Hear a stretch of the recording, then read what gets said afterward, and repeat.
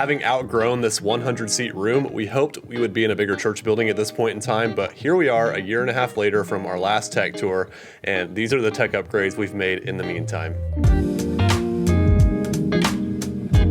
We'll work our way up to the stage, but let's start back here in the tech booth. Everything back here should be pretty much the same as when we did the previous tech tour a year and a half ago. In our last tech tour, we were running ProPresenter 6 because we didn't really have a need to upgrade from it.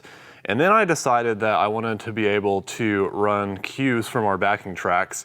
So now our backing tracks, which is up at the drums, it fires all of our lyric slides. And that's pretty much the only cues we have going on. And we do that wirelessly. It's just cues over the network. It's not hardwired in. Never had it drop connection during a service. I've had issues getting it connected before service started, but I'm always able to eventually get it to work. So far, it's been pretty foolproof. We like it. The lyrics are always perfectly on time. I'd recommend it. I think it's a good application. There's a lot to it that you can do. Honestly, probably a little bit too much. That's probably why it has so many problems, but it's cool that you have all those options available. As you can see, we're still on this stupid light board. Still gets the job done, but I'd like to be on software lighting. I know I said that in the last video too. Here we are, still rocking the X32 Compact. Still working really good for us. Kate talked through some of the specifics of how we have it set up for mixing on Sunday mornings. And then obviously we have plenty of videos of how we do pretty much everything on the X32. So go check out the previous tech tour to see Kate's thoughts on using this to mix on Sunday. And then I'll also leave a video showing how Kate uses it to mix vocals, which you might think is interesting. So coming over here, we just looked at the camera, but right below it here is this reference microphone. This is the same microphone that you would use to EQ your room. And if you've never EQ'd your room, I would highly recommend that you do that. We have a video on it that I'll leave in the description, but here's what this reference mic is doing. This cable is running to the mixer. Let's head on back to the booth here. So that microphone is plugged into the back of the mixer, and then the mixer is plugged into our presentation computer via the USB card. And it's doing a few things actually. One, it's running Ableton, which is sending tuned vocals back to our mixer. We have a video on that.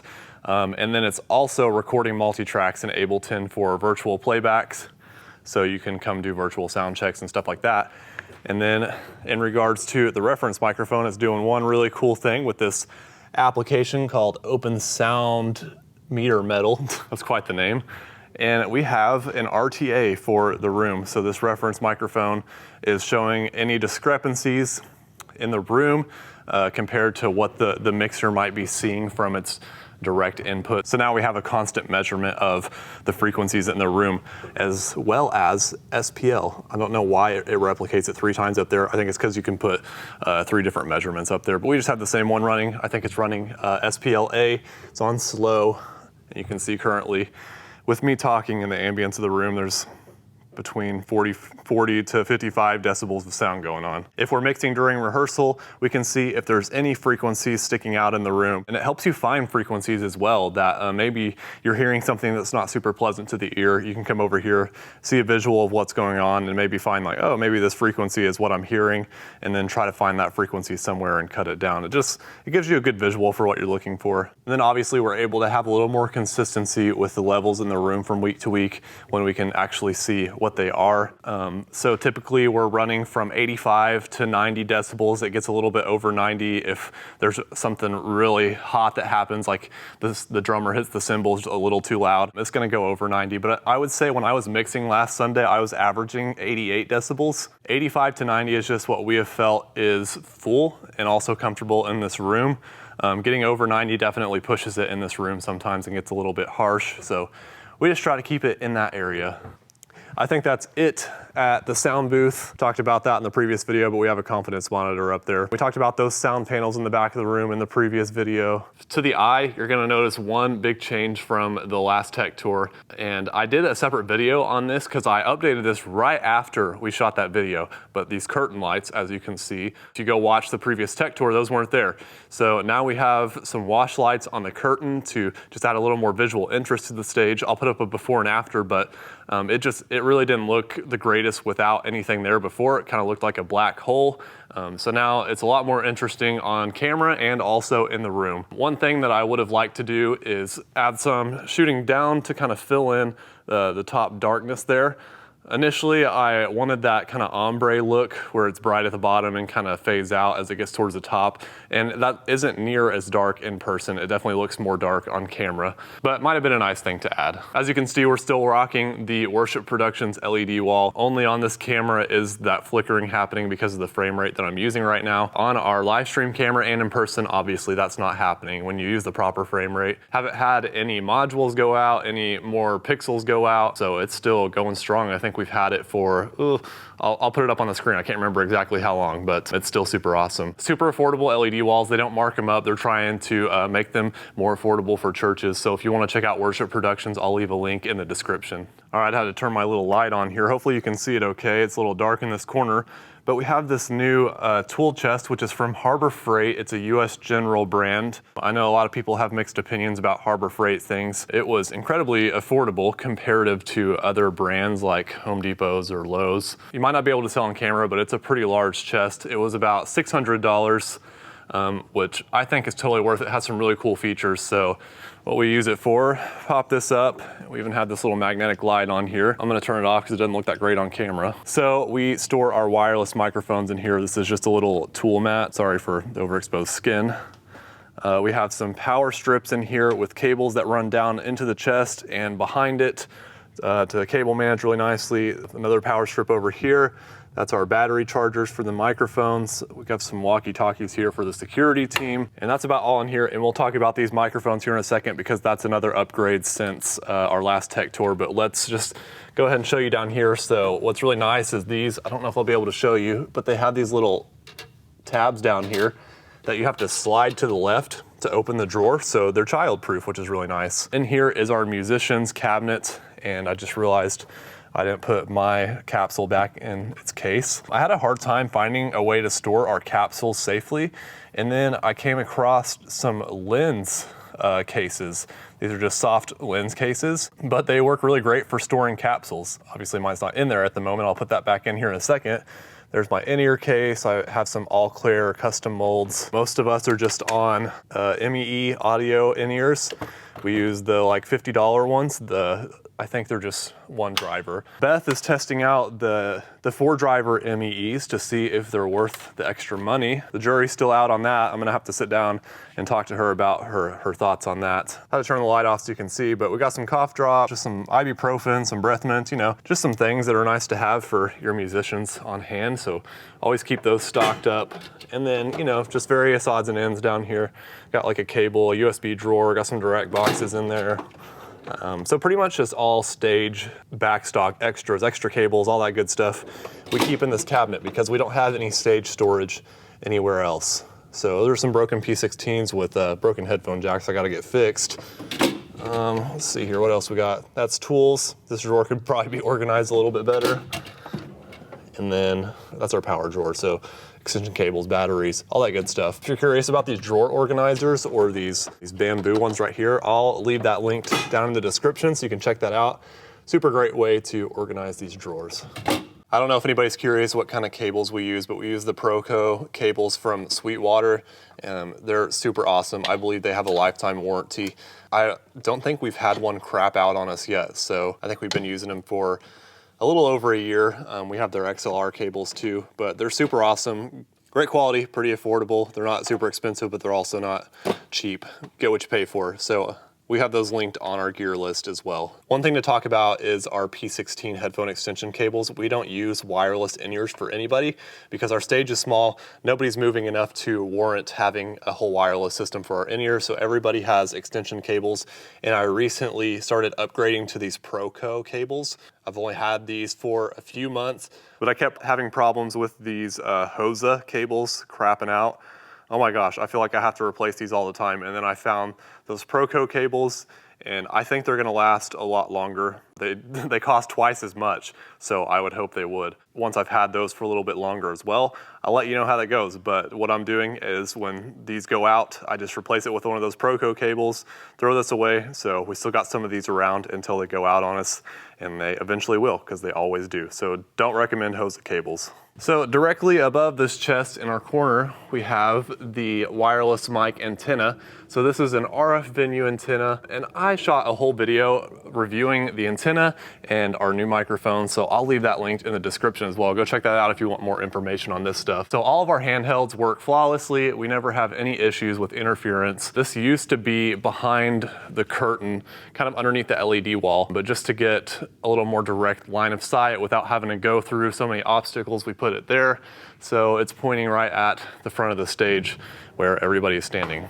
All right, so let's talk about our wireless microphones here. So these are the Sennheiser EWD microphones, not the EWDX. We used to have the EW100s, which is like the entry level of their professional analog wireless mics, but these are their digital counterpart. They're relatively new, only been out a couple of years, I believe, but we were recommended these by Mic Rentals, and honestly, we absolutely love them. If you want to watch the full review on these, highly recommend you go watch that. I'll leave it linked in the description. We do keep the normal E835 capsules on here for anybody else to use because we do rent out our church as an event center, and we have another church that meets here as well. So anybody that's coming into our church to use these is using the stock capsules, but almost all of our vocalists now are on the SE-V7 capsules. We just found it gives a little more presence and clarity to our vocals in the mix, which we enjoy. So not every one of our vocalists has their own capsule yet. All of our regular vocalists that sing regularly have them, but